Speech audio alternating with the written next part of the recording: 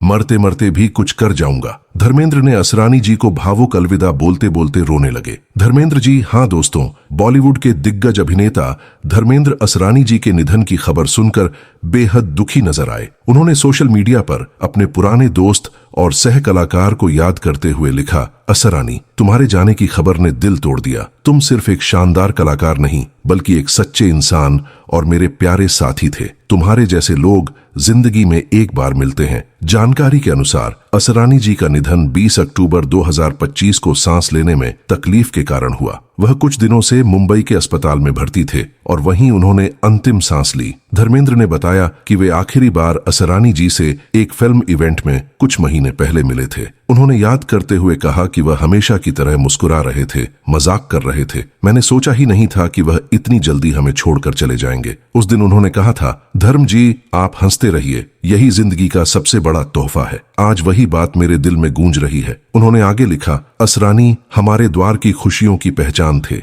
उनकी comedy timing, मासूम चेहरा और नेक दिल स्वभाव हमेशा याद रहेगा। वह हर सीन में जान डाल देते थे। भगवान असरानी को अपनी शरण में जगह दे। तुम्हें कभी नहीं भूल पाऊंगा मेरे भाई। तुम्हारी हंसी और तुम्हारी दोस्ती हमेशा मेरे दिल में जिंदा रहेगी। जिस वक्त ये खबर फैली, पूरे बॉलीवुड में सन्नाटा छा गया। सोशल मीडिया पर हर तरफ एक ही नाम था, असरानी। वह शख्स जिसने पूरे देश को हंसाया, आज वही हर किसी को रुला गया। अस्पताल से खबर आई कि असरानी जी को सांस लेने में परेशानी हो रही थी। डॉक्टर्स ने पूरी कोशिश की, लेकिन उम्र के इस पड़ाव पर उनका शरीर जवाब दे गया। धर्मेंद्र खुद भी उस वक्त शूटिंग पर थे। उन्होंने जैसे ही यह खबर सुनी, कुछ पल के लिए एकदम चुप हो गए। उनके चेहरे की मुस्कान एकदम गायब हो गई। वे बोले, यह तो वह असरानी नहीं हो सकता जो हमेशा कहता था, हंसना मत छोड़ना यार। धर्मेंद्र ने तुरंत अपने दोस्तों से संपर्क किया और असरानी जी के परिवार से बात करने की कोशिश की। मुंबई की वह शाम बेहद भारी थी। अस्पताल के बाहर मीडिया के कैमरे थे, लेकिन सबके चेहरों पर उदासी थी। असरानी के चाहने वाले लोग दूर से देख रहे थे,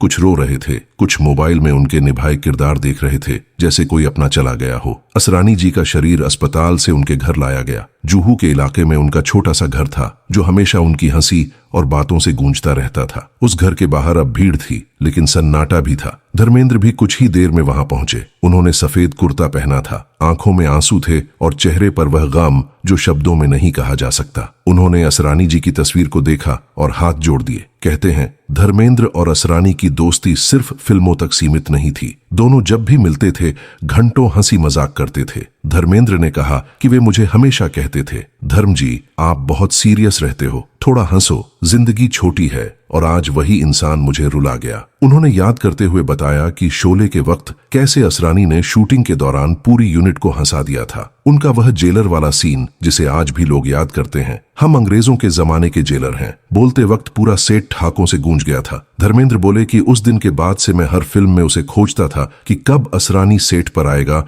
और सबको हंसाएगा। घर के अंदर असरानी का परिवार था। उनकी पत्नी कोकिला जी, जो खुद भी एक्ट्रेस रह चुकी हैं, वह बहुत टूटी हुई लग रही थी। बेटे साजन असरानी भी वहां थे, जो बार बार कह रहे थे, पापा ने तो कहा था अब ठीक हो जाएंगे। कोई नहीं जानता था कि वह मुस्कान हमेशा के लिए चली जाएगी। अंदर वातावरण बहुत भावुक था। धर्मेंद्र जब घर के अंदर पहुंचे तो उन्होंने कोकिला जी को गले लगाया और कहा, हम सब आपके साथ हैं। असरानी ने जो हमें दिया है वह कोई नहीं भूल पाएगा। दोस्तों, असरानी कोई आम कलाकार नहीं थे। उन्होंने जो किया वह हर किसी के बस की बात नहीं थी। उनका फिल्मी सफर 5 दशक से भी लंबा था। सोचिए दोस्तों, 50 साल तक कोई इंसान लोगों को लगातार हंसाते रहे, यह कमाल सिर्फ असरानी ही कर सकते थे। उनका सफर शुरू हुआ 60 के दशक में, जब वह छोटे छोटे रोल करते थे, लेकिन लोगों ने तभी पहचान लिया था कि यह आदमी कुछ अलग है। उनकी पहली पहचान बनी 1967 में रिलीज हुई फिल्म हरे कांच की चूड़ियां से, जिसमें उन्होंने छोटा सा किरदार निभाया। उनकी मासूम आंखें और अलग अंदाज सबका ध्यान खींच ले गईं।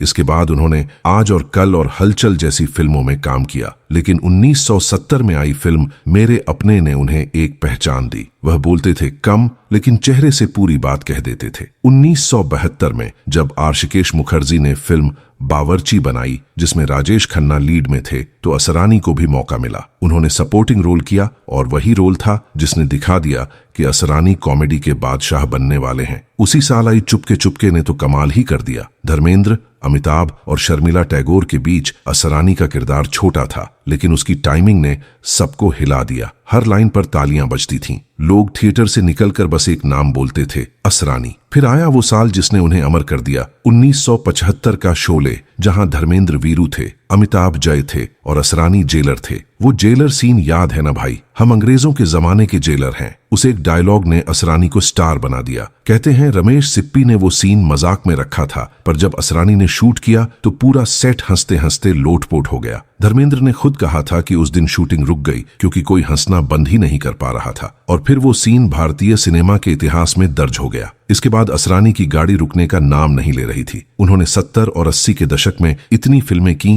कि गिनना मुश्किल है। हर दूसरी फिल्म में असरानी नजर आते थे और हर जगह वे याद रहे। कभी स्कूल टीचर बन जाते, कभी पुलिस वाले, तो कभी बेवकूफ नौकर, लेकिन हर रोल में जान डाल देते थे। लोग कहते थे असरानी वो एक्टर हैं जो अगर सीन में आ जाएं तो सबका ध्यान उन्हीं पर चला जाता है। अमिताभ और धर्मेंद्र जैसे दिग्गज भी उनके सामने मुस्कुरा देते थे क्योंकि वह इतने नेचुरल थे कि लगता ही नहीं था कोई एक्टिंग हो रही है। 80 के दशक में जब कॉमेडी फिल्मों का दौर चला तो असरानी सबसे आगे थे। उन्होंने जगदीप और केस्टो मुखर्जी के साथ जोड़ी बनाई और फिल्मों में एक नया मजाकिया फ्लेवर लाया। 90 के दशक आते आते बहुत से पुराने कलाकार गायब हो गए, लेकिन असरानी वहीं रहे। उन्होंने खुद को बदल लिया। टीवी सीरियल्स में भी आए और फिर जब 2000 का दौर आया तो लोग सोच रहे थे कि अब असरानी रिटायर हो जाएंगे, लेकिन भाई असरानी तो असरानी है। उन्होंने हेरा फेरी, फिर हेरा फेरी, धमाल, मल्ला माल वीकली, भागम भाग, चुप चुप के, वेलकम जैसी फिल्मों में धमाल मचा दिया। धमाल में जब वे पापा जी बने थे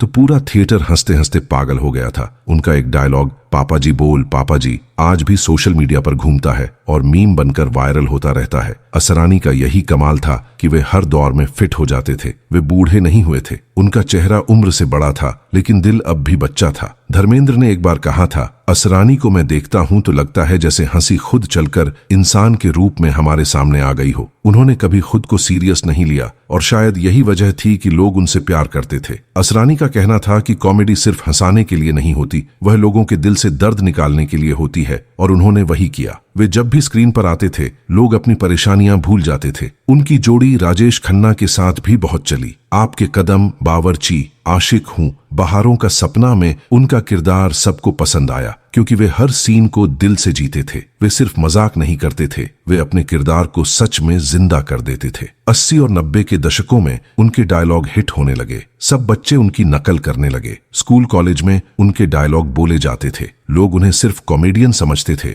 लेकिन उन्होंने कई गंभीर किरदार भी किए, जैसे कोशिश और सफर जैसी फिल्मों में, जहां उन्होंने साबित किया कि वे सिर्फ हंसी के उस्ताद नहीं बल्कि इमोशन के भी बादशाह हैं। लेकिन उनके फैंस उन्हें उसी पुराने अंदाज में याद करना पसंद करते हैं क्योंकि असरानी का चेहरा देखते ही किसी के चेहरे पर हंसी आ जाती थी। उनका नाम हर उस फिल्म से जुड़ा था जो परिवार के साथ देखने लायक होती थी। धर्मेंद्र जैसे बड़े स्टार भी कहते थे कि अगर असरानी सेट पर हैं तो माहौल अपने आप खुशनुमा हो जाता है। जब वह किसी फिल्म की रिहर्सल करते थे तो बाकी कलाकार खुद भी उनसे सीखते थे। उन्होंने नए एक्टर्स को सिखाया कि कॉमेडी करने के लिए दिल साफ होना चाहिए, वरना दर्शक महसूस कर लेते हैं। उनके सम्मान में 2020 में उन्हें लाइफ टाइम अचीवमेंट अवार्ड भी दिया गया था। उस वक्त उन्होंने स्टेज पर कहा था कि मैं तो बस लोगों को हंसाना चाहता था, पता ही नहीं चला जिंदगी कब निकल गई। उन्होंने उस वक्त सबको कहा था कि अगर कभी दुखी हो जाओ तो अपनी हंसी को याद करना, क्योंकि वह कभी मरती नहीं। और आज जब वह खुद चले गए हैं तो सच में उनकी हंसी ही